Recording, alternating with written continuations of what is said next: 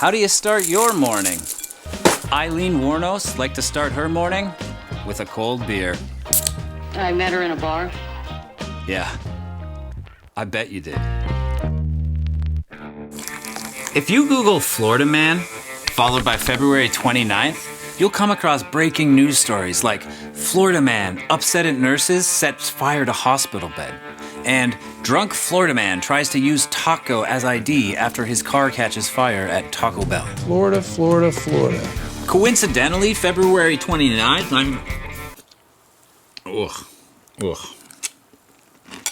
Coincidentally, February 29th, 1956, also happens to be the birth date of America's first female serial killer, Aileen Wuornos, or Lee, as her drinking buddies like to call her. I don't know if you've been living under a rock, but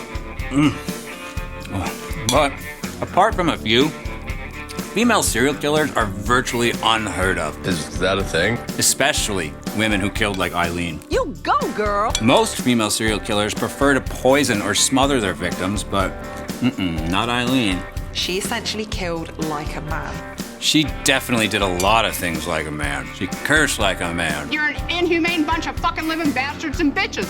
Kind of dressed like a man. Beat the shit out of her first husband like a man. She was hitting him with his own walking cane. But, according to her, she was a perfect lady. It's very nice, very decent, very clean. And maybe she's telling the truth. Maybe she is just misunderstood. I mean, she was only shooting men and leaving them for dead after all. It's not like she was cutting their dicks off or anything. All they were was shot and left. Yeah, I couldn't have said it better myself. Shot and left for dead. That's it. Is that even really a crime? I didn't kill him every day, did I? What's the big deal? It has nothing to do with the number killed. Exactly. Why focus on numbers in a serial murder case? I mean, we're splitting hairs here. Now, if you Google Florida man followed by December 1st, you'll come up with more breaking news stories like Florida man claims bags of cocaine and meth found wrapped around his penis aren't his. Real slick Calrose, they put it in my pocket. Shut up! But if you type Florida woman followed by December 1st, sure, you'll come up with breaking news like Florida woman spreads feces over park tables' grills. But besides that, you'll also come across plenty of articles about Eileen Wuornos. I was a hitchhiking hooker. December 1st, 1989 was the day her murder spree began. Richard Mallory was Lee's first victim. She would claim that she shot Mallory 3 times in the chest in self-defense. Asking for it. How do we know Eileen was responsible for the death of Richard Mallory?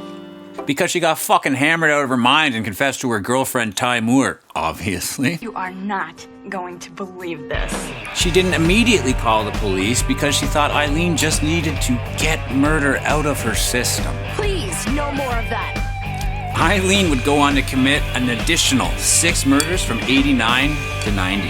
6-1. She would rob, shoot, and steal the vehicles of the unlucky Johns that would pick her up for sex. Out of the car! Little did the police know that a trail of empty beer cans would eventually lead them to their killer. The police would catch a break when they discovered Peter Symes' abandoned vehicle. After smashing 14, 15 cans of Colt 45, Lightweight. witnesses identified Ty Moore and Lee Wuornos as having abandoned Symes' car after crashing it off State Road 15. One witness described seeing the 2 women struggling frantically to get out of the car while cursing at one another and throwing beer cans into the bushes. I mean, you can't make this shit up. Wuornos was also seen channeling her drunken mullet strength to rip the license plate off the vehicle with her bare hands in a desperate attempt to remove any discriminating identification. When the fire department found the 2 stumbling around a short distance from the crash site, She's so drunk. Wuornos politely denied involvement. Yeah, just kidding. She hurled drunken abuse at them and she tumbled off into the bushes. But that same witness, the one who saw the 2 star-crossed lovers drunkenly plow through a wooden fence in Peter Symes' car, he was able to help the police come up with a composite sketch. Various tips came in from the public, allowing the police to identify the killer. But look at this sketch. How do you look at this sketch and see this? I mean, I'm surprised they didn't arrest Renee Zellweger circa 2001. Now, you might be asking yourself, is there anyone in this cast of characters who isn't a little bit crazy? Fuck no, this is Florida in the late 80s and early 90s. Let's see, who do we got? Of course, there's the religious lady who adopted Eileen as her child after she was convicted and sentenced to death. She's very kind, compassionate, she's got a heart of gold. Then you have the loyal but shockingly dim-witted girlfriend. Did she like men? No, she didn't. She said she hated him. That's why I couldn't understand how she could go out and have sex with him to make money. The undercover cop, responsible for her arrest. But I said, you stink, but I ain't going out with no stinking ass woman. The public defender and Bob Ross look-alike. Oh, yes, I'm a public defender.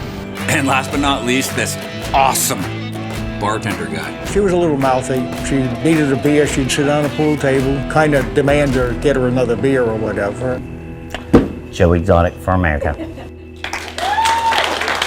On January 9th, 1991, Eileen was arrested at church. Just kidding. She was arrested beer in hand at the Last Resort Biker Bar in Daytona Beach.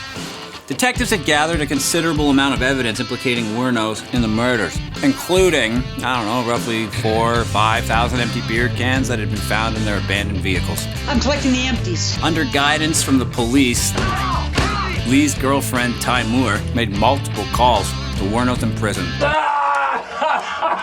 She begged Lee to confess. Even without liquid courage coursing through her veins, Lee promised to protect Ty. Sober.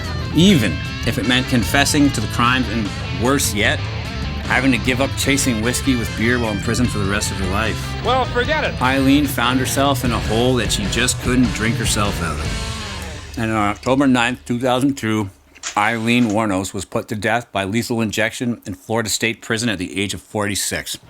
Her last meal request? Ironically, a cup of coffee. I guess she decided it was finally time to sober up. So what do you think? Was Eileen drinking to escape her crimes? Or was she simply thirsty 24 hours a day, 7 days a week? Let us know in the comments below. And of course, don't forget to murder that subscribe button and click that notification bell because we have new content dropping all the time. And if you just can't get enough, you can also follow us over on Instagram and TikTok for even more killer content.